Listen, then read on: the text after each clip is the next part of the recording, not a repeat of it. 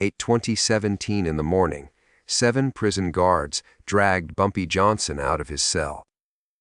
No cameras, no witnesses. They beat him until the concrete was wet with blood. By sunrise, every one of those guards was gone. No bodies, no reports, no explanations. 3. And that was the moment Sing Sing realized prison. Walls don't stop real power. Sing Sing prison never truly slept. It only pretended to. At 20:17 a.m., the lights hummed low. 3. The corridors breathed metal, and every man inside knew the difference between silence and danger. Bumpy Johnson sat on his bunk, back straight, hands folded like he was waiting for company. His cell was clean. Too clean. He had learned long ago that order unsettled people more than chaos. Outside, footsteps slowed. One pair. Then another. Then more. 7 sets of boots stopped at his door. No one said his name. They didn't need to. The hatred had been building for weeks. The way inmates nodded when Bumpy passed. 3. The way conversations died around him. The way even locked behind bars. He looked like he owned the place. Power wasn't supposed to survive prison. Especially not his kind. The door opened. The first blow came from behind, sharp and professional, knocking the breath out of him. The second split his lip. Hands grabbed his arms and dragged him into the corridor before he could fall. No shouting. No witnesses. Just discipline. They marched him past sleeping cells, past men who pretended not to hear, toward a service hallway where cameras conveniently didn't reach. The floor was cold. The walls were stained with old stories no one told. A baton cracked against his ribs. Once. Twice. Slow. Measured. Still feel important, someone muttered. Bumpy didn't answer. He focused on faces. Angles. Voices. A crooked tooth. A scar under an eye. He cataloged them the same way he always did, quietly. Carefully. Another kick sent him to his knees. They took their time. Guards like these always did. This wasn't rage. This was correction. An attempt to remind a man who he was supposed to be. Harlem ain't here. One of them laughed. No Italians. No friends. Blood hit the concrete. Bumpy tasted iron. His vision blurred, but his mind stayed sharp. Pain was temporary. Memory wasn't. When it was over, they dragged him back like a sack and tossed him into his cell. The door slammed. Keys rattled away. Laughter faded down the tier. Bumpy lay still for a moment, listening to his heartbeat slow. Every breath hurt. His shirt was ruined. His ribs screamed. But his eyes stayed calm. He had survived worse. In Harlem, bullets came without warning. Deals broke in silence. Men smiled before betraying you. Prison was simpler.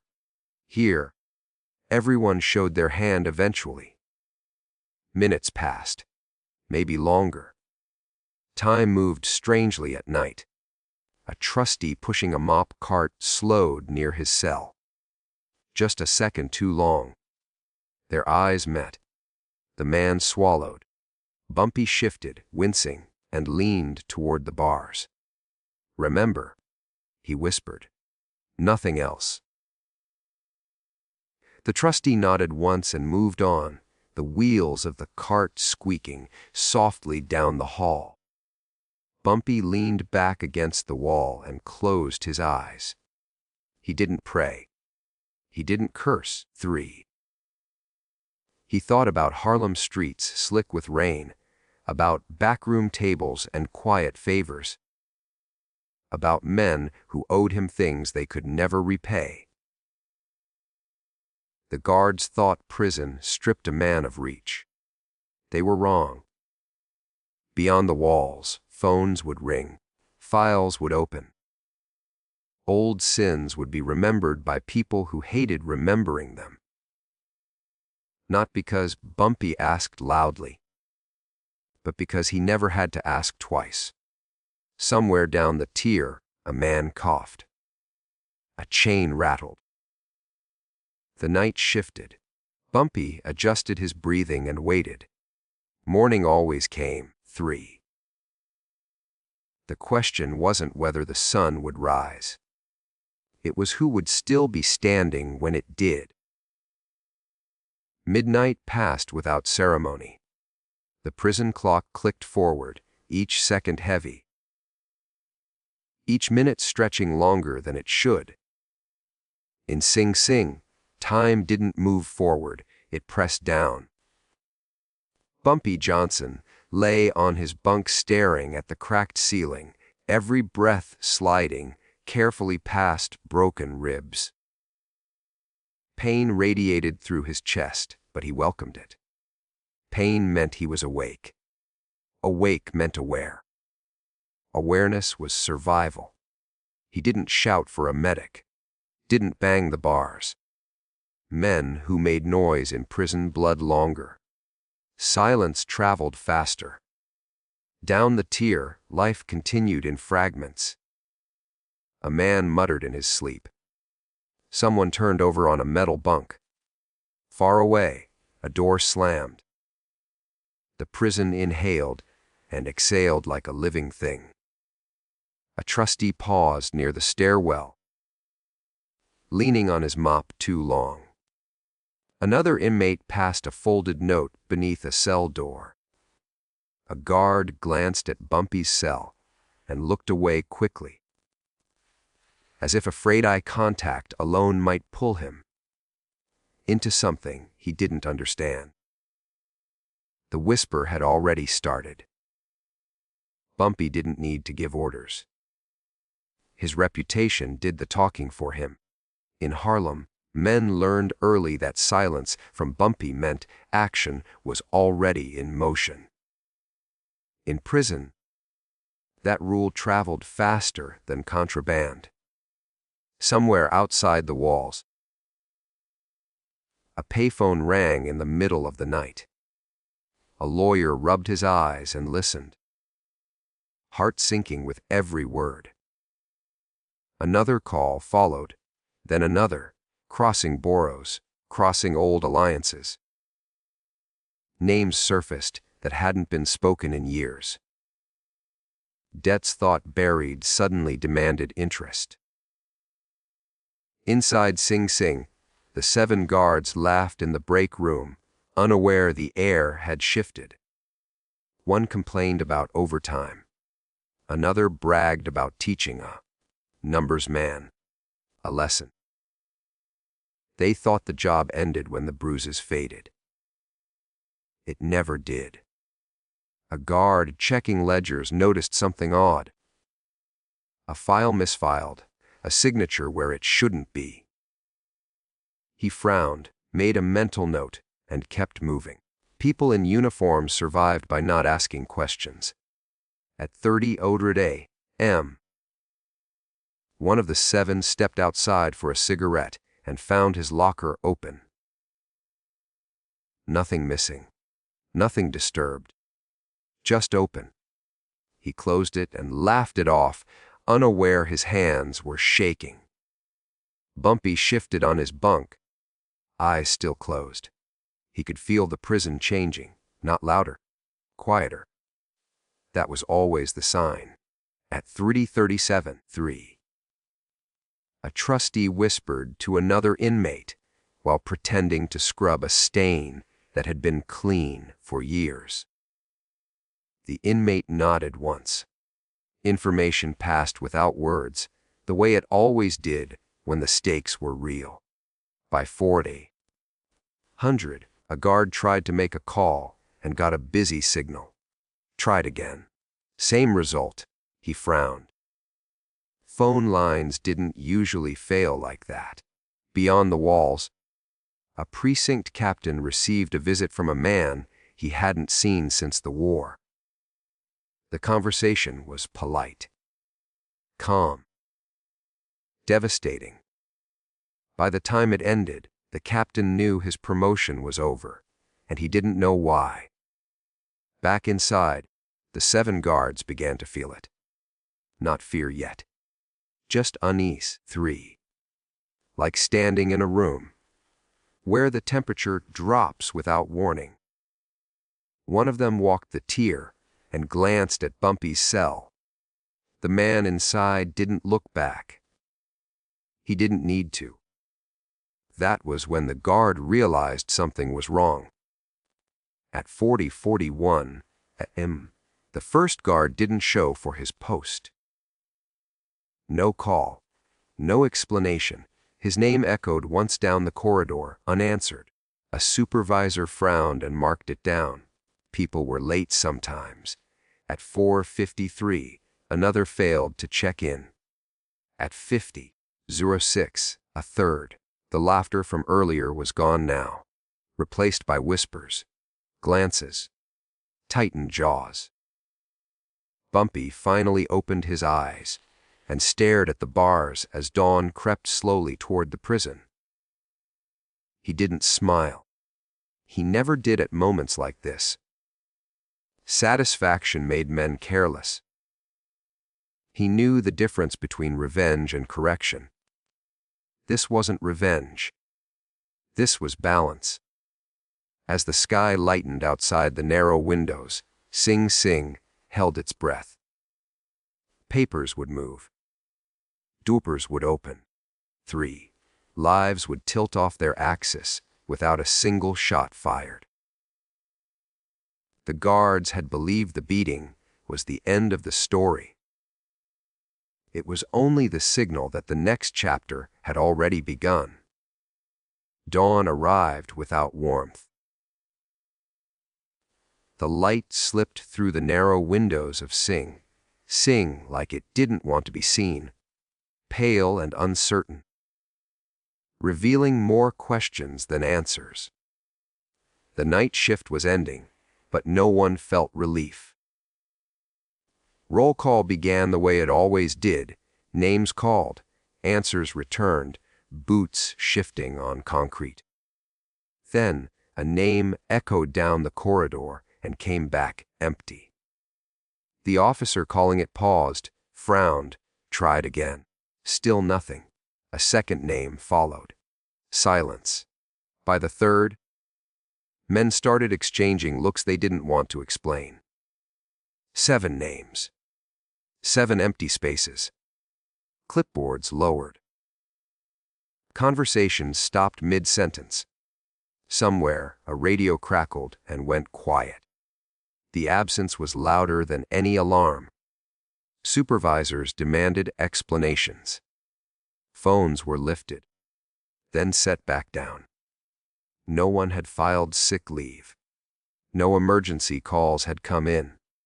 The men hadn't signed out. According to the logs, they had simply stopped existing. A search was ordered, careful and controlled. Lockers were opened. Some were empty. Others looked untouched, uniforms still neatly folded. Boots lined up, as if waiting for someone who would never return. One locker contained a wedding photo taped to the door. No one commented on it. Paperwork was pulled. Files opened. And that's when the real confusion began. One guard's personnel record ended mid-page, like a sentence cut short. Another's transfer order was stamped and signed, dated 2 hours earlier, authorizing reassignment to a facility no one recognized. The warden stared at the document, unable to remember approving it, unable to deny the signature was his. A third guard officially resigned at 4:12 a.m. The paperwork was flawless.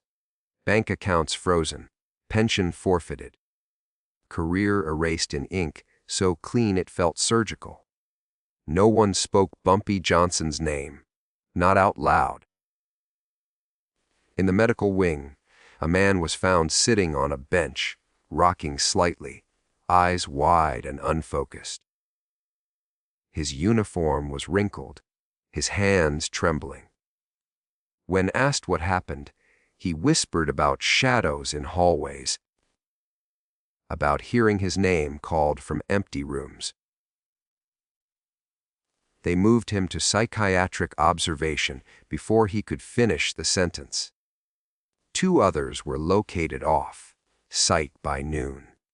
One had left town in a hurry, abandoning his apartment, his car, his life. The other sat in a lawyer's office, head in his hands, realizing every secret he thought was buried had been carefully unearthed overnight. The last 2. No records, no sightings, no trail.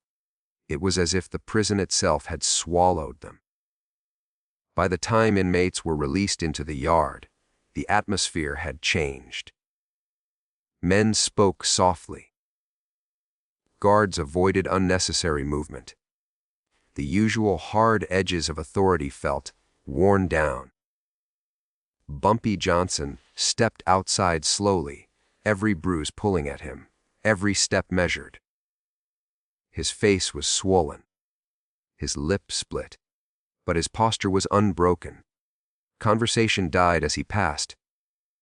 No one stared, no one tested him. Even men who didn't know the details understood the outcome. Prison had its own language, and this message was clear. You could hurt the man, but you could not touch the weight he carried. A younger guard watched him walk by and felt a chill he couldn't explain. He had seen violence before. He had broken men before. But this was different. This was consequence without chaos, power without noise. Inside the administration offices, meetings were held behind closed doors. Orders were rewritten. Procedures updated. The incident was quietly labeled an internal matter. No investigations. No headlines. 3. Just an unspoken agreement to let the silence remain intact. By afternoon, Sing Sing returned to routine on the surface. Meals were served. Gates opened and closed. Counts were taken. But something fundamental had shifted. Every guard now understood that walls didn't define power. Influence didn't wear a badge, and some men didn't need weapons to end you. Back in his cell, Bumpy sat alone, staring at the light as it crept across the floor. He didn't celebrate. He didn't reflect. This was never about anger. 3. It was about reminding the world of a simple truth he had learned long before prison ever closed around him. Violence made noise. Real power made space. And space, once taken, was almost impossible to reclaim. Years later, no one inside Sing Sing could explain exactly what happened that night. The story survived only in fragments, passed quietly from guard to guard, inmate to inmate. Each retelling shorter than the last. Not because the truth was forgotten, but because it was understood. Bumpy Johnson never spoke about it. He never corrected the rumors or confirmed them. He didn't need to.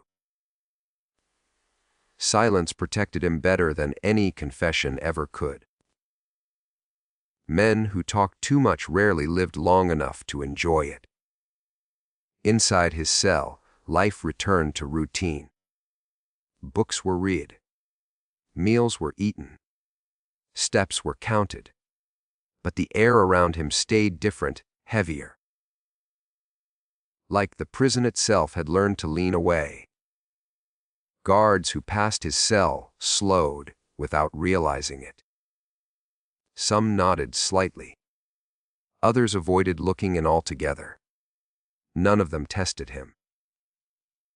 They had seen what testing a man like that cost. Bumpy understood something most men never did. 3.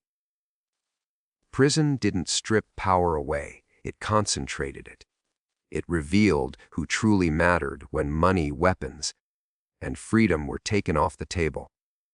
All that remained was reputation, memory, reach. And his reach was long. Beyond the walls, Harlem continued to move to his rhythm. Numbers runners still paid. Businessmen still asked permission. Politicians still returned phone calls they pretended not to remember making. His absence had never been an absence at all. That was the mistake the 7 guards made. They thought removing the man removed the influence. They believed control came from keys and batons. They had never learned how deeply a name could be rooted. Bumpy watched men come and go. Some arrived loud and left broken. Others arrived broken and learned to be quiet. He rarely offered advice. When he did, it was short and calm. Men listened. Because he didn't threaten, he reminded. Time passed. Wounds healed. Stories hardened into legend. The prison adjusted itself around him. The way systems always adjusted around things they couldn't remove. When Bumpy finally walked free years later, there were no celebrations inside the walls, no speeches. Just a collective exhale. The gates opened. He stepped through, and Sing Sing felt smaller behind him. Outside, Harlem welcomed him the way it always had. Not with cheers, but with order. Things fell back into place. Conversations resumed. Accounts balanced. The city understood continuity better than sentiment. Bumpy aged the way powerful men often do, quietly, deliberately. He dressed sharp. He spoke soft. He watched everything. Younger men mistook his calm for weakness until someone wiser corrected them. Legends followed him, growing larger with each retelling. Some said he destroyed those guards completely. 3. Others said he simply erased them from the world they thought protected them. The truth lived somewhere between the extremes, exactly where Bumpy preferred it. He died in 1968. Not in violence, but in a Harlem restaurant, dressed well, respected to the end. No bullets. No blood. Just a heart that had carried too much weight for too long. And even then, his presence lingered. Men still spoke his name carefully. Stories about that prison night were still told in whispers. Not as a warning, but as a lesson. Power wasn't loud. It didn't need to announce itself. It didn't rush. It waited. Bumpy Johnson never needed to pull a trigger to be dangerous. He understood something far more lasting than fear. He understood consequence. So the story ends the way it always did, without a clear line between fact and myth. 7 guards crossed a man they thought was powerless. By morning, the world around them had shifted. And somewhere deep inside Sing Sing, the walls remembered. Because some men don't need freedom to rule. They just need you to forget what happens when you cross them.